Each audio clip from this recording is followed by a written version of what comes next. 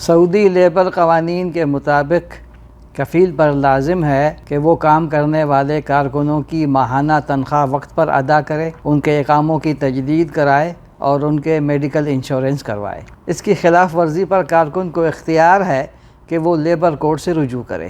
ایک شخص نے سوال کیا ہے کہ کفیل نے 3 ماہ سے تنخواہ نہیں دی، اقامہ بھی ختم ہے، میڈیکل انشورنس بھی ختم ہو گیا ہے، کیا ایسی صورت میں نقل کفالہ ممکن ہے؟ محکمہ پاسپورٹ کے قوانین کے مطابق جب ایسی صورتحال پیدا ہو جائے کہ کارکن کو 3 ماہ تک کی تنخواہ نہ دی جائے تو اسے اختیار دیا گیا ہے کہ وہ لیبر کورٹ سے رجوع کرے۔ سعودی عرب میں کام کرنے والے تمام کارکنوں کو بینک اکاؤنٹ کے ذریعے سے تنخواہ دی جاتی ہے۔ یہ اس لیے ضروری ہے کیونکہ ریکارڈ رہے کہ کارکن کی ماہانہ تنخواہ مل رہی ہے۔ تمام ریکارڈ اور دستاویزی ثبوت کے ساتھ لیبر کورٹ سے رجوع کریں جہاں پر کارکن کے حق میں فیصلہ کیا جا سکتا ہے۔ کفیل پر لازم کیا جائے گا کہ وہ یا تو تنخواہ کی ادائیگی کرے یا پھر کارکن کو یہ اختیار دیا جائے گا کہ وہ اپنی کفالت تبدیل کرائے۔